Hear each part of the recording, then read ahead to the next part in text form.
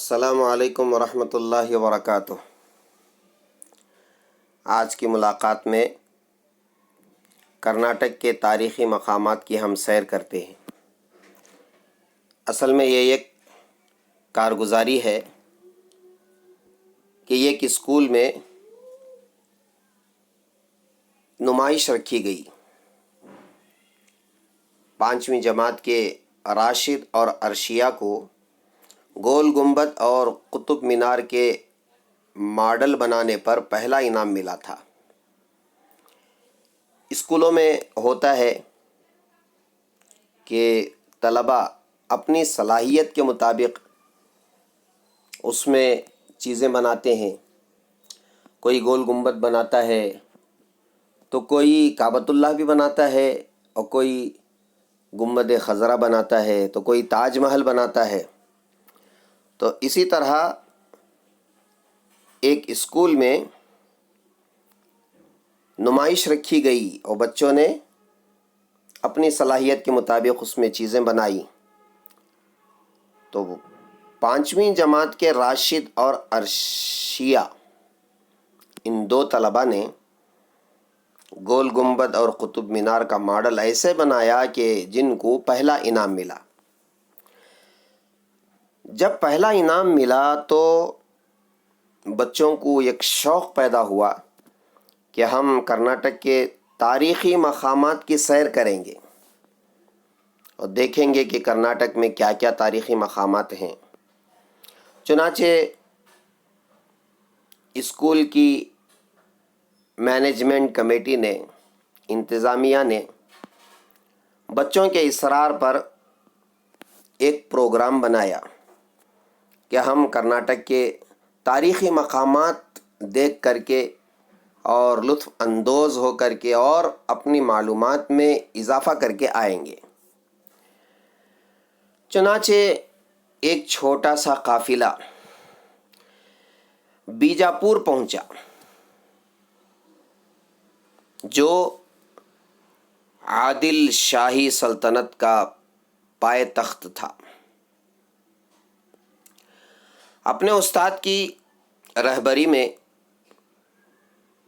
سب سے پہلے گول گنبد یہ قافلہ پہنچا، جسے دیکھ کر کے بچوں کی آنکھیں کھلی کی کھلی رہ گئیں، اس لیے کہ وہ گول گنبد تھا ہی ایسے عجیب و غریب۔ استاد نے گائیڈ کی مدد لی اور گائیڈ گول گنبد کی تعمیر کے بارے میں بتانے لگا۔ بچوں نے بہت ہی غور کے ساتھ اور کان لگا کر کے اس گائیڈ کی باتوں کو سنا اور اپنی معلومات میں اضافہ کیا۔ گول گنبد محمد عادل شاہ کا مقبرہ ہے۔ اس کی تعمیر 30 سال میں مکمل ہوئی۔ اس کو تعمیر کرنے میں 30 سال لگے۔ اس کی اونچائی 177 فٹ ہے، 177 فٹ اس کی اونچائی ہے، بلندی ہے۔ اندرونی گنبد کا جو قد ہے وہ 160 پر 6 فٹ ہے، اور اندرونی جو حصار ہے، چک بندی جسے کہتے ہیں، وہ 2605 فٹ ہے۔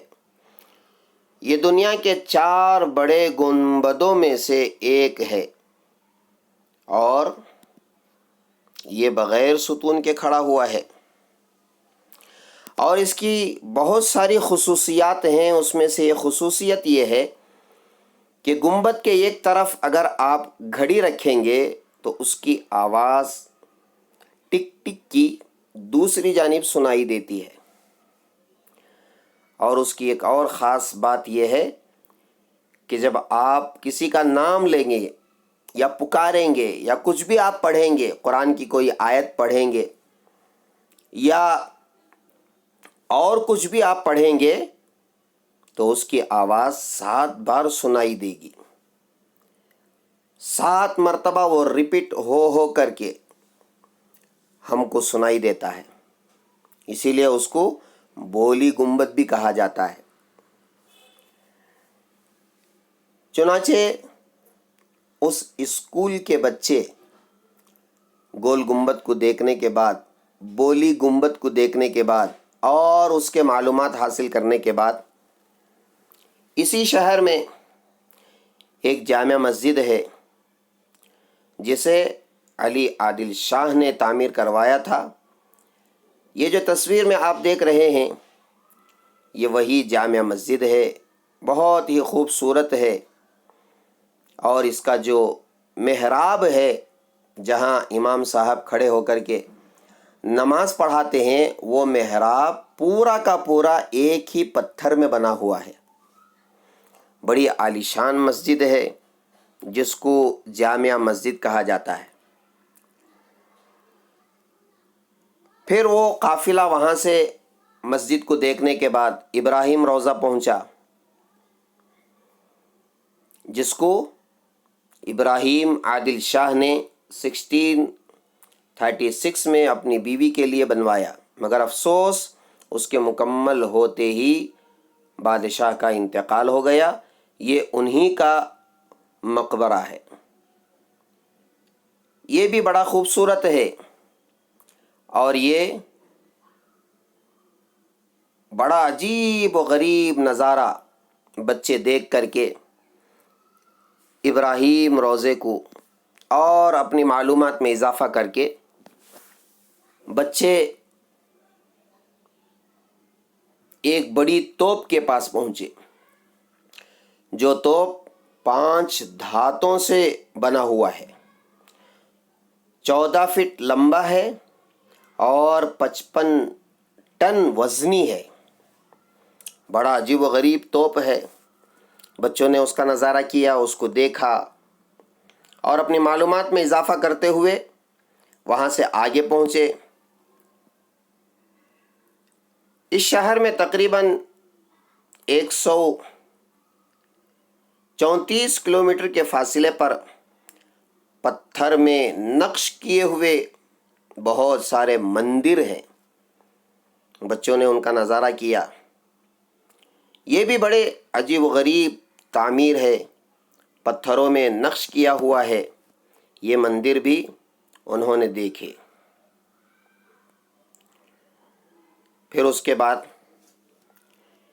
ایک ایسے گنبد کے پاس پہنچے جس کو ہفتہ گنبد کہا جاتا ہے.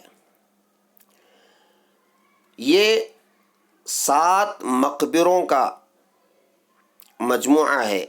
یہاں 7 مقبرے ہیں، بادشاہوں کے خاندان کے 7 مقبرے، جس کو 7 قبریں کہا جاتا ہے. چنانچہ اسی مناسبت سے انہیں ہفتہ گنبد کہتے ہیں. یہ بڑا خوبصورت اور یہ عمارت بہت ہی شاندار. بچوں نے اس کو بھی دیکھا.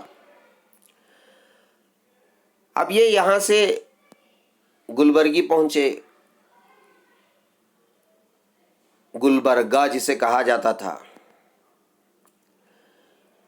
وہاں حضرات اولیاء میں خواجہ بندہ نواز گیسو دراز رحمۃ اللہ علیہ کی درگاہ ہے.